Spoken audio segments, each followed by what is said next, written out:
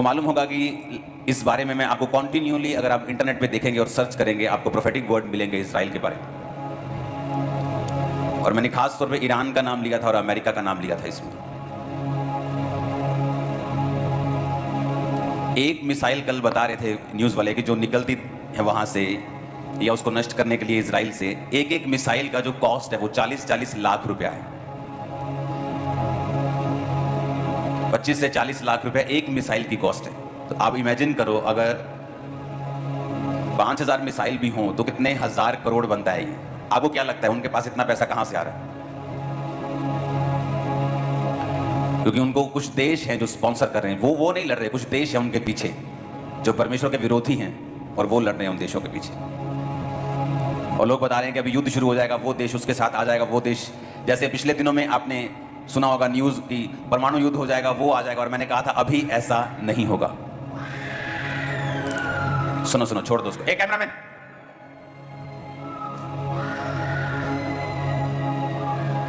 और अभी जो बात अभी चल रही है आपके सामने कि अभी ये देश वो देश सब इकट्ठे हो जाएंगे, सब ऐसा हो जाएगा, अभी एक महायुद्ध शुरू हो जाएगा। अगर आप स्पिरिट में देखने की आंखें आपके पास हों तो आपको मालूम होना चाहिए कि ये सिर्फ एक शुरुआत है। जब ऐसा होना होगा तो बातें नहीं होगी, एक्शन होगा। तो बातें नहीं होंगी न्यूज चैनल्स के ऊपर कि वो ये देश ये कह रहा है, वो देश ये धमकी दे रहा है, वो देश ये कह रहा है। जस्ट एक एक्शन होगा। फलस्तीन से नहीं होगा, गाजा से नहीं होगा, इजराइल के ऊपर होगा। और उसके बाद ये शुरू होगा जो अभी लोग बोल रहे हैं। मैंने कहा था दिन बुरे हैं, वो आगे और बुरे हैं और अंधेरे हैं। कुछ इंपॉर्टेंट काम भी थे चर्च में, तो बहुत से जो मेरे दोस्त थे वो बाहर से आए हुए थे और मैं उनसे बात कर रहा था कि परमेश्वर ने मुझसे कहा है, पिछले हफ्ते की बात है ये, कि मुझे फौजियों के लिए प्रार्थना करनी है और मुझे उन्हें चर्च में बुलाकर प्रार्थना करनी है। तो पिछले संडे जब मैं अनाउंस करने वाला था, मैंने कहा मंगलवार का मैं फास्टिंग अनाउंस करता हूं, उसके बाद मैं ये चीज़ को अनाउंस करूंगा। और मंगलवार को आपको कहा था कि हमें शुक्रगुजारी की फास्टिंग करनी है और प्रभु के सामने ही रहना है। और मंगलवार को हम जानते हैं कि देश में क्या हुआ। इमेजिन करो, हम आप लोग सब लोग हम प्रेयर में थे, नहीं तो वहाँ पे पता नहीं और भी लोगों की जान जा सकती थी। लाख, वहाँ पे सैकड़ों लोग थे। एक चीज़ मैं आपको शुरू से बताता आया हूं कि ये साल फाइनेंशियल डिप्रेशन का होगा। और पिछले हफ्ते में मेरा एक स्पिरिचुअल सन मुझसे पूछ रहा था कि मुझे स्टॉक मार्केट में जाना चाहिए। मैंने कहा इस साल ये ऊपर नीचे ही होता रहेगा, क्योंकि घटनाएं ऐसी होती रहेंगी। और उसके बाद फिर ये वाली घटना हो गई जो आतंकवादियों वाली। जब परमेश्वर ने हमें पहले से बता दिया पिछले साल ही कि फाइनेंशियल चीजें खराब होंगी, और आप प्रार्थना में हो, मैं प्रार्थना में हूं, जो कुछ भी खराब हो रहा है उसके लिए हमें प्रार्थना करनी है, क्योंकि और कोई इसका हल नहीं है। शारीरिक हल बहुत से होंगे, लेकिन अगर आत्मा में हमें देखना है और चीज को स्टॉप करना है, आपको और मुझे प्रार्थना करनी होगी। मैंने कहा था कुछ चीजें जब आप प्रार्थना करते हैं तो वो चीजें खत्म नहीं हो सकती, वो चीजें कैंसिल नहीं हो सकती, कुछ इंसिडेंट कैंसिल नहीं हो सकते। हां, नुकसान कम हो सकता है या आप बच सकते हैं।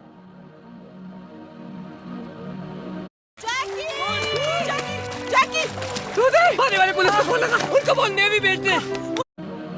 हालेलुया। एक क्रिश्चियन परिवार भी वहां पे था, और वो जब जा रहा था वहां पे, तो जिस ढाबे में वो खाना खा रहे थे उसने नमक ज्यादा डाल दिया। तो उन्होंने कहा कि नमक ज्यादा डला हुआ मेरे माता पिता खा नहीं पाएंगे, तो जल्दी बिल बना, हमें जाना है वहीं वैली में। उन्होंने कहा नहीं, मैं तो जाने नहीं दूंगा तुझे। तो हम पूरा खाना खिला के दोबारा खाना बनाया, और उसमें वो लेट हो गए और 15 मिनट लेट पहुंचे वहां पे। और जब वो पहुंचे ही थे तो लोगों ने कहा यहाँ लोग मारे जा रहे, भाग जाओ। तो वो भागे वहां से।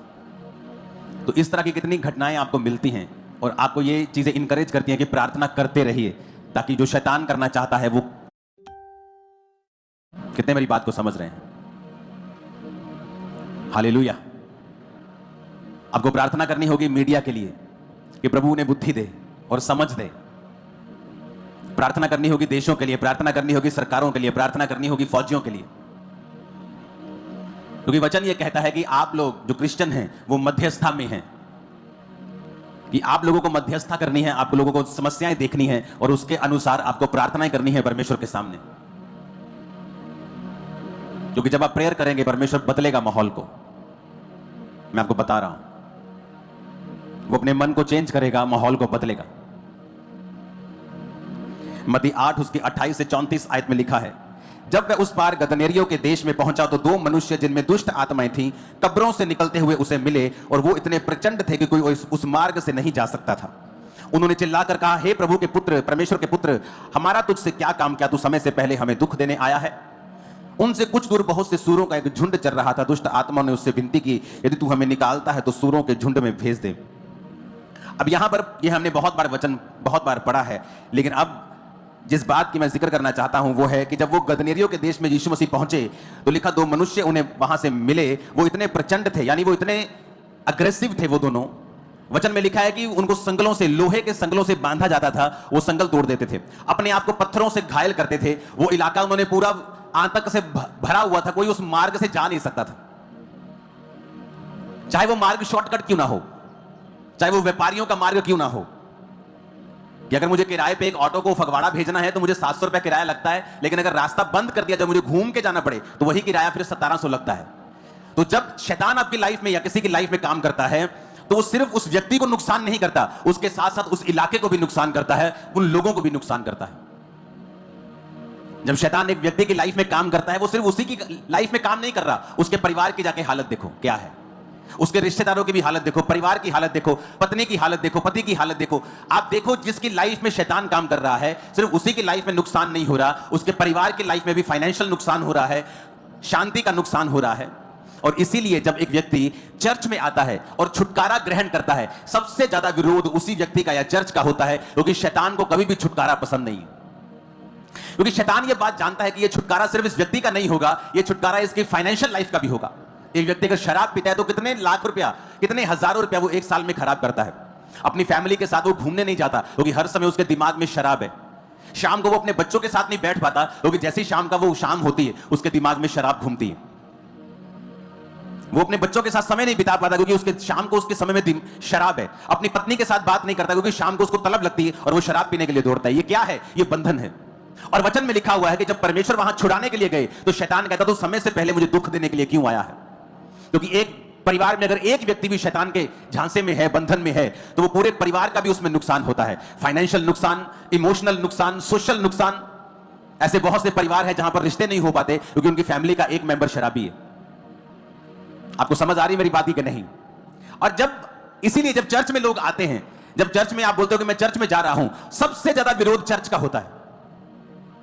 जबकि यह बात लाखों बार बताई गई और प्रूवन है कि बाइबल में एक भी बार ईसाई धर्म के नाम का जिक्र तक नहीं है। प्रभु यीशु मसीह धर्म बदलने नहीं, वो जीवन बदलने के लिए आए। अगर उन्होंने कहा होता कि हां धर्म बदलो, तो हमें फिर कहने में क्या प्रॉब्लम है? हम भी बाइबल पढ़ के कहते हैं कि हां सब यीशु मसीह ने कहा है धर्म बदल लो, तो हमें फिर क्या दिक्कत है? इसके बाद इसके लिए कोई परसिक्यूशन और भी फेस करना पड़ता तो हम करते, फिर क्या डर है किसी का? लेकिन शैतान इसीलिए विरोध करता है क्योंकि वो जानता है कि जब एक व्यक्ति चर्च में जाएगा और प्रभु उसे छुटकारा देगा तो वो ही नहीं छूटेगा, उसकी फाइनेंशियल लाइफ भी छूटेगी, उसका परिवार भी छूटेगा, उसके बच्चे भी छूटेंगे, उसका भाई भी छूटेगा, उसकी बहन भी छूटेगी, जहां वो रहता है वो मोहल्ला भी छूटेगा। उसे मालूम है। इसलिए जब आप शराब खाने में जाएंगे कोई आपका विरोध नहीं करेगा। आपकी फैमिली एक दो बार बोलेगी बेटा शराब मत पिया कर, एक दो बार बाप मार देगा, एक बार बड़ा भाई कुछ कह देगा।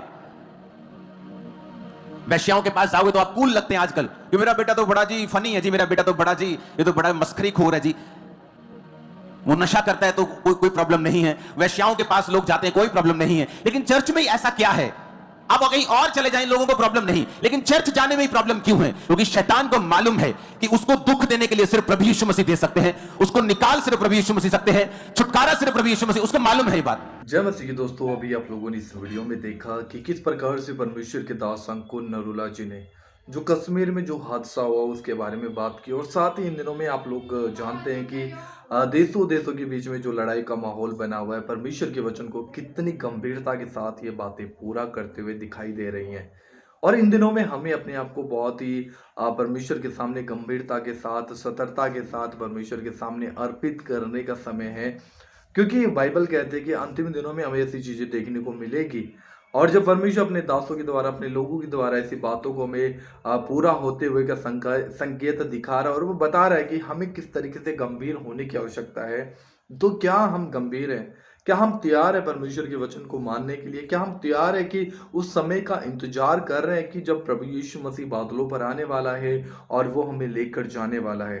अगर आप तैयार हो तो आप हर दिन अपना क्रूस उठाओगे और परमेश्वर के पीछे चलोगे, क्योंकि यीशु मसीह ने कहा कि जब तुम ऐसी चीज़ों को देखो कि दुनिया में कुछ हो रहा है तो तुम तैयार रहना, क्योंकि वो समय मेरे आने का होगा।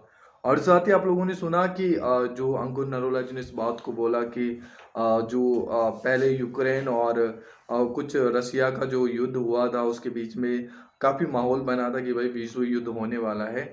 उसके बाद में अभी आप जानते गाज़ा के बीच में और इज़राइल के बीच में भी युद्ध हुआ था, और अभी हाल-फिलहाल में हमारे देश और साथ पाकिस्तान के बीच में जो गरमा-गर्मी का माहौल है और कहीं न कहीं युद्ध की आशंका बनी हुई है। तो क्या ये बातें हमें अंत की ओर इशारा करती हैं?